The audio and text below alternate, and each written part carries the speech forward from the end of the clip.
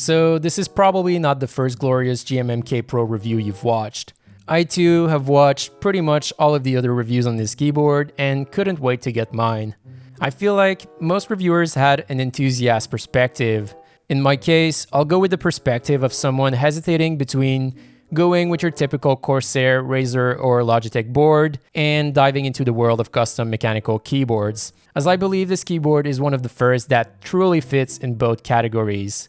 But more on that later. For now, let's see what Clorious sent my way, because it's definitely not just a keyboard. So everything comes in super clean and professional packaging, starting with the GMMK Pro itself. There's a foam sheet on top, then the keyboard in a foam bag, a braided USB-C cable, a plastic keycaps puller, some additional gasket strips, and a basic switch puller. I was also sent a black coiled cable. I believe this one will retail for $50, and the quality is pretty good for the price compared to other options. It has both a coil and an aviator connector. Then I got their switch puller, which is now my favorite. It works well, especially around corners where other pullers are too bulky. They also have a more premium keycaps puller, but I did not find it to be much better than other regular wire keycaps pullers. Then the GMMK Pro case is surprisingly good. It has nice YKK zippers that glide smoothly, and it's solid with Velcro straps and a mesh pocket. Pretty nice. Finally, I received this Panda Switch display toy. It doesn't do anything special, but I guess it could be a nice prop for my B-roll. I also received Clorious's GPBT keycaps, and they're now factory lubed Clorious Panda switches, but I'll go more in depth in the following. Now, let's start with the build. So at first, I decided to use the keyboard as is by simply adding switches and keycaps without opening up the case or anything. I didn't lube the switches either, as they're factory lubed with G-Lube and wanted to try them as is out of the box. One thing to note is that they're quite hard to push in. Switches from other brands are actually easier to install than Clorious. It does result in a super solid installation, no wobble at all, and you won't pull out switches when swapping keycaps, but it's a bit more worrying to potentially break the board if a pin is misaligned as you push harder. Just a thought. I then proceeded to install the keycaps, so these are the black ones. In reality, they're more of a charcoal gray. They feature a cherry profile, they're made from PBT, and the legends are dye sublimated. But again, more on them later. So now that the board is assembled, let's have a closer look. This is definitely a hefty boy. Most of the weight comes from the base, which is a thick aluminum section. It's not moving around for sure. The design is inspired from the Satisfaction 75 keyboard, a custom mechanical keyboard that sold for a much higher price. In terms of color, this one features a black anodized aluminum finish. While I've never owned any super premium $500 plus keyboards, this one feels super premium in hand and does not disappoint given its selling price. The quality of the finish is really good, with no machining marks on the outside of the case. This design also hides screws by having them at the bottom, screwing into the top part of the case, and the USB-C port is located at the back at the center of the board with an actual daughter board just for that, so it's not attached directly to the main PCB, which is great for a gasket mount design as the plate can move while the USB port stays still. Only thing is, as you may already know, the gasket mount system doesn't really work, mostly because the foam used compresses too easily, and the case doesn't leave a lot of room for the plate to move. I tried adding additional foam strips both on the bottom and top part of the case, and also added rubber O-rings on the screws that squeeze the case together, but it didn't do much. Some sections were a bit more flexible, but others were still stiff. So yeah. At the end of the day, it still feels great and better than pretty much any other big brand mechanical keyboard, and the gaskets will still dampen some of the impact even if no flex is added. This keyboard feels super nice to type with. Now, going back to the layout, I really like it. I personally don't use function keys that much, so I would like to see a 65% version of that keyboard eventually, but I do really like the knob that this layout includes. I would still take this layout over 10 keyless for sure. Also, with the exploded arrow keys, it's still a compact form factor with arrow keys that are easy to locate, and it doesn't take too much room on your desk. Now, to these glorious GPBT keycaps, I feel like they were criticized quite a bit by other reviewers, while I personally don't mind them. I have a very similar set of dye sublimated keycaps, almost in the same color, that would cost around the same, between 40 and 60 depending on the layout, from AliExpress, so I don't think they're overpriced.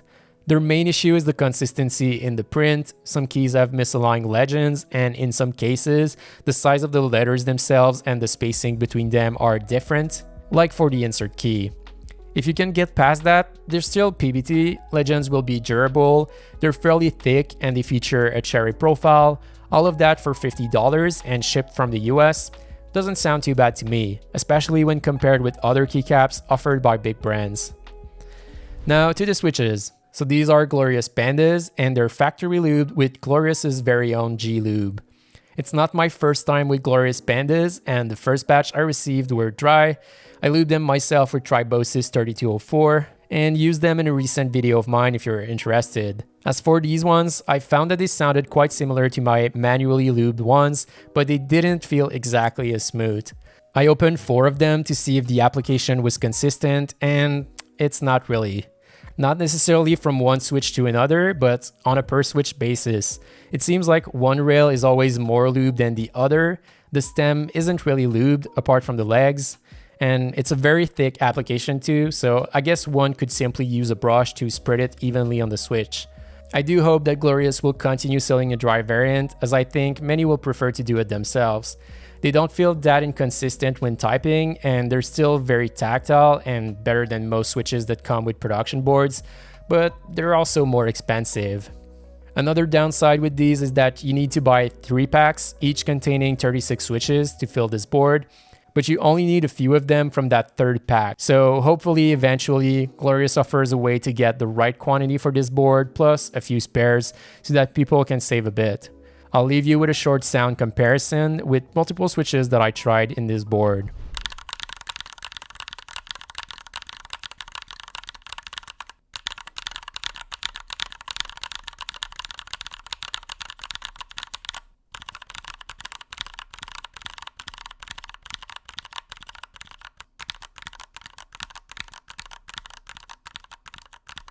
As for the stabilizers, like the gaskets, this is also one place that the keyboard could improve. They look like they would sound great. I mean, they look very similar to Durox stabs with screw-in metal inserts and everything, but for some reason, they rattle quite a bit. They're factory lubed with G-Lube, and I tried adding my own dielectric grease, which works well usually, but they were still rattling, unfortunately.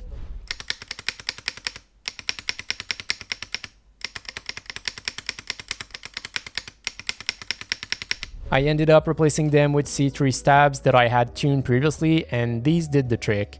It's unfortunate that the included stabs are not the best out of the box. At the same time, I feel like non-enthusiasts will get a similar experience if they go with most big brand keyboards, so it's not like it's that much worse, and if you're an enthusiast, you can actually upgrade them to something else, and that's a fairly cheap mod, so at least you have the option to install some of the best stabs out there. I still hope that in the future, they will include stabs that are better out of the box so that both enthusiasts and amateurs are pleased with them. Now to a sound test.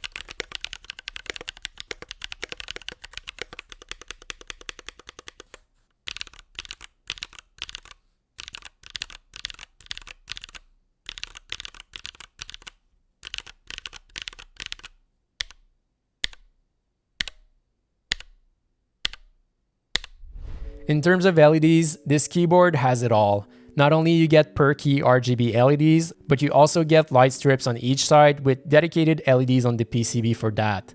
The lights are actually quite bright and very vibrant, especially for a black board with a black plate, opaque switches, and non-shine-through keycaps. So that's pretty good if you're into RGB. Most of the reviewers mentioned that the side strips were dim, so I thought maybe these only let surrounding LEDs shine through, but they do have dedicated ones just for that, so that's pretty cool. Again, it won't cast a beam of light that lights up your whole desk, but it's still there and looks pretty good. One thing I noticed is that on Mac, the side lights are blinking by default, which normally means that caps lock is on, but in that case, it's off. Double tapping caps lock fixes the issue. Hopefully, it doesn't become an issue in the future. There is a bunch of animations on board too that you can cycle through with function plus arrow up. You get pretty much all the typical RGB animations, and side lights usually match too. So this keyboard has its own software to change LEDs and remap keys, but it also supports QMK and VIA support coming later supposedly.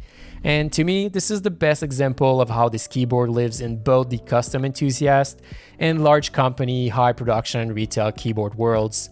Having a software like you would get with a Razer or Corsair board will definitely make things easier for newcomers to the hobby, while still allowing them to explore what QMK and VIA may allow later on with the same board. To me, this is an amazing feature that I think most reviewers glanced over, but I think this alone will convert many mechanical keyboard users to enthusiasts. The software itself is not as mature as what you would get with a big brand keyboard, but you still get the basics, and it is a centralized solution that lets you change settings for other Clorious peripherals, so that's kind of cool. I didn't have issues with it, apart from the fact that initially I downloaded an older version using the link on the products page, while there's another page linked on Twitter for the most up-to-date version, and while using the first version, the LEDs wouldn't turn on for some reason on Windows. It seems to be fine now with the latest version. So in conclusion, I'm really excited for this keyboard. Sure, the gaskets don't do much, and the stock stabilizers seem to rattle whatever you do with them, but I like the bigger concept that this keyboard brings to the table, merging the retail and custom keyboard markets.